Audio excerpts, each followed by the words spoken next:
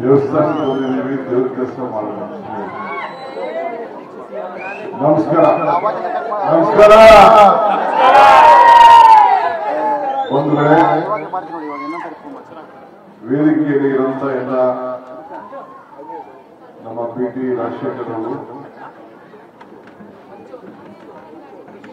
ಶಾಸಕರು ಮುಂದಾಗಿರೋರು, ಅಶೋಕ್ ಅವರು, ನಾಗಭೂಷಣ್ ಅವರು, ವಿಶ್ವನಾಥ್ ಅವರು, ಶಾಂತಕುಮಾರ್ ಅವರು, ಹೊಸಸ್ವಾಮಿ ಅವರು, ನಾಗಲಕ್ಷ್ಮಿ ಅವರು, ಪ್ರಭುರವರು, ಇನ್ನೆಲ್ಲ ಒಳಗೆ ದಾನಿಗಳೆಲ್ಲ ಇದ್ದಾರೆ, ಮುಖಂಡರಿದ್ದಾರೆ, ಇಲ್ಲೆಲ್ಲ ಸಂಪರ್ಕಿಗಳು. ಸೊ ಎಲ್ಲರೂ ಕೂಡ ವೆಂಕಟೇಶ್ವರನ ದರ್ಶನ, ಪದ್ಮಾವತಿ ದರ್ಶನ, ರಾಮನ ದರ್ಶನ, ಆಂಜನೇಯ ದರ್ಶನ ಮಾಡ್ಕೊಂಡು ಬಂದಿದ್ದೀನಿ. ನಮ್ಗೆಲ್ಲರೂ ಕೂಡ ರಾಜಕಾರಣಿಗಳಿಗೆ ಆ ದೇವರು ಎಷ್ಟು ಮುಖ್ಯನೋ ನೀವು ಕೂಡ ಜನನೂ ಅಷ್ಟೇ ಮುಖ್ಯ. ನಿಮಗೂ ಕೂಡ ಎಲ್ಲ ನಮಸ್ಕಾರ ಹೇಳಕ್ಕೆ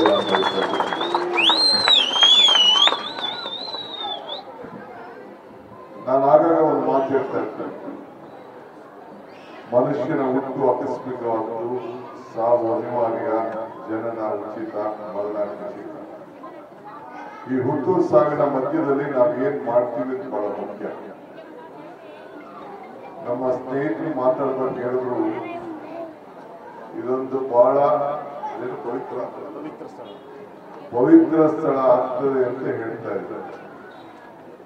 ಪವಿತ್ರ ಸ್ಥಳ ಆಗ್ಲಿಲ್ಲ ಅಂದ್ರೆ ನೀವು ದೇವಸ್ಥಾನ ಕೊಡ್ಸಕ್ ಆಗ್ತದಿಲ್ಲ, ದೇವಸ್ಥಾನ ಮಾಡಕ್ ಆಗ್ತದೆ. ಆಗುತ್ತೆ ಪವಿತ್ರ ಸ್ಥಳನೇ ನಾನಿರುವುದಿಲ್ಲ, ನೀವಿರುವುದಿಲ್ಲ. ಆದ್ರೆ ಈ ಭಕ್ತರಿಗೂ ಭಗವಂತನಿಗೂ ವ್ಯವಹಾರ ಮಾಡುವಂತ ಸ್ಥಳ ದೇವಾಲಯ. ಹಂಗೆ ಈ ದೇವಾಲಯ ಶಾಶ್ವತವಾಗಿ ಇರುತ್ತದೆ. ಬೆಂಗಳೂರು ನಗರದ ಈ ಹೆಗ್ಗೆರೆಯಲ್ಲಿ ನಮ್ಮೆಲ್ಲ ಹಿರಿಯರು, ನಮ್ಮ ರಾಜಶೇಖರ್ ಅವರು ನಮ್ಮ ಬ್ಲಾಕ್ ಕಾಂಗ್ರೆಸ್ ಅಧ್ಯಕ್ಷರಾಗಿದ್ದಾರೆ. ರಮೇಶ್ ಇರಲಿಲ್ಲ ಅಂದ್ರೆ ಅವ್ರಿಗೆ ಅಸೆಂಬ್ಲಿ ಟಿಕೆಟ್ ಅವತ್ತು ಕಾಲದಲ್ಲೇ ಸಿಗ್ತದೆ. ಕಾರಣದಿಂದ ಆಗ್ಲಿಲ್ಲ ನೋಡೋಣ. ಮುಂದಕ್ಕೆ ಯಾರ ಯೋಗ ಏನಿದೆಯೋ ಅಂತ ಗೊತ್ತಿಲ್ಲ. ಇವತ್ತೆಲ್ಲ ಸೇರಿ ಒಳ್ಳೆ ಕೆಲಸ ಮಾಡ್ತಾ ಇದ್ದೀವಿ. ನೀವೆಲ್ಲ ದೇವಸ್ಥಾನಕ್ಕೆ ಹೋಗ್ತೀರಿ. ದೇವರಲ್ಲಿ ನಿಮ್ಮ ಕಷ್ಟ, ಸುಖ, ದುಃಖ, ಗುಮಾನಗಳನ್ನ ಹೇಳ್ಕೊಳ್ಳಿಕ್ಕೆ ಮಧ್ಯೆ ಒಬ್ಬ ಪೂಜಾರಿ ಇರ್ತಾರೆ. ಅವನು ಹೇಳಿಲ್ಲ ಅಂದ್ರೂ ನೀವರ ಕೂತ್ಕೊಂಡು ಮನಸ್ಸಿನಲ್ಲಿ ಪ್ರಾರ್ಥನೆಯನ್ನ ಮಾಡ್ಕೊಳ್ತೀವಿ. ವ್ಯವಹಾರ ನಿಮಗೂ ದೇವರಿಗೂ ಸಂಬಂಧ ಬೆಳೆಸುವಂತ ಸ್ಥಳವೇ ದೇವಾಲಯ. ಸಂಜೆ ಇವತ್ತು ನೀವೆಲ್ಲ ವೆಂಕಟೇಶ್ವರ ಸ್ವಾಮಿ ಬಹಳ ಎತ್ತರವಾಗಿ, ಪದ್ಮಾವತಿಗೆ, ವೆಂಕಟೇಶ್ವರ ಸ್ವಾಮಿಗೆ, ರಾಮನಿಗೆ ಎಲ್ಲರೂ ಕೂಡ ಬೆಳ್ಳಿಲಿ ಅಲಂಕಾರ ಕೂಡ ನೀವು ಮಾಡಿಸ್ತೀರಿ. ಬಹಳ ಹಣ ಕೂಡ ಖರ್ಚು ಮಾಡ್ತೀವಿ. ಒಂದು ಮಾತಿದೆ, ಮಾತು ಬೆಳೆದ ಮಂಜುನಾಥ, ಕಾಸು ಬೆಳೆದ ತಿಮ್ಮಪ್ಪ ಅಂತ. ಅಂದ್ರೆ ಮಾತು ಮಂಜುನಾಥನ ಮುಂದೆ ಏನಾದ್ರು ಮಾತು ಕೊಟ್ರೆ ಆ ಮಾತು ತಪ್ಪಿಸ್ಕೊಳಕ್ ಆಗಲ್ಲ. ಹಂಗೆ ತಿಮ್ಮಪ್ಪ ಅಷ್ಟೇ, ಅವ್ನು ಎಷ್ಟು ತಗೋಬೇಕು ಅಂತ ಎಲ್ಲ ಈ ಕುಟುಂಬದವರೆಲ್ಲ 75% ಅವ್ರ ತಗೊಂಡ್ರೆ 25% ನೀವೆಲ್ಲ ಸಂಪಾದನೆ ಮಾಡಿ ಆ ದೇವ್ರು ಕೊಟ್ಬಿಟ್ಟಿದ್ದೀರಿ. ಆ ದೇವರು ವಾಪಸ್ಸು ವೆಂಕಟೇಶ್ವರ ಸ್ವಾಮಿ ಹಿಂಗಿರೋದು ಅಷ್ಟೇ, ಏನಿದ್ರು ಈಸ್ಕೊತಾ ಇರೋದು ಅಷ್ಟೇ. ಆ ತಾಯಿ ಪದ್ಮಾವತಿ ಆಶೀರ್ವಾದ ಮಾಡಲಿಕ್ಕೆ ಪಕ್ಕದಲ್ಲಿ ಕೂತಿದ್ದಾರೆ.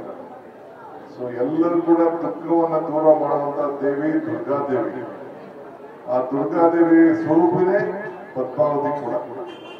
ಸೊ ಹಂಗೆ ಇವತ್ತು ನಾನು ನೋಡಿದೆ, ರಾಜಶೇಖರ್ ಕುಟುಂಬದವರು ಎಲ್ಲ ನಮ್ಮ ಪುರುಷೋತ್ತಮ್ ಮತ್ತು ಏನು ನಮ್ಮೆಲ್ಲ ಈ ಕುಟುಂಬದವರು, ಕೃಷ್ಣಪ್ಪವ್ರ ಕುಟುಂಬದವರು ಮತ್ತು ನಮ್ಮ ಅಶೋಕ್ ಕುಟುಂಬದವರು ಎಲ್ಲರೂ ಕೂಡ ಬಹಳ ಜನ ಎಲ್ಲ ಹೆಣ್ಮಕ್ಳೆಲ್ಲ ಇದ್ದಾರೆ. ಅವ್ರ ಮನೆ ಸ್ವಂತ ಕಾರ್ಯಕ್ರಮ ಅಂತೇಳಿ ಈ ದೇವಸ್ಥಾನದ ಕಾರ್ಯಕ್ರಮವನ್ನು ಇವತ್ತು ಮಾಡ್ತಾರೆ ಅಂತ ಹೇಳಿದ್ರೆ, ಈ ಭಾಗದ ಎಲ್ಲ ಭಕ್ತಾದಿಗಳು ಕೂಡ ನೆಮ್ಮದಿಯನ್ನ ಪಡ್ಕೊಳ್ಳುವಂತ ಒಂದು ಐತಿಹಾಸಿಕವಾದಂತ ಪವಿತ್ರದ ಸ್ಥಳದಲ್ಲಿ ಇವತ್ತು ನಿಮ್ಮನ್ನೆಲ್ಲ ಭೇಟಿ ಮಾಡುವಂತ ಒಂದು ನನ್ನ ಭಾಗ್ಯ ಸಿಗ್ತದ. ಇದು ನನ್ನ ಭಾಗ್ಯ, ನನ್ನ ಭಾಗ್ಯ, ನನ್ನ ಭಾಗ್ಯ.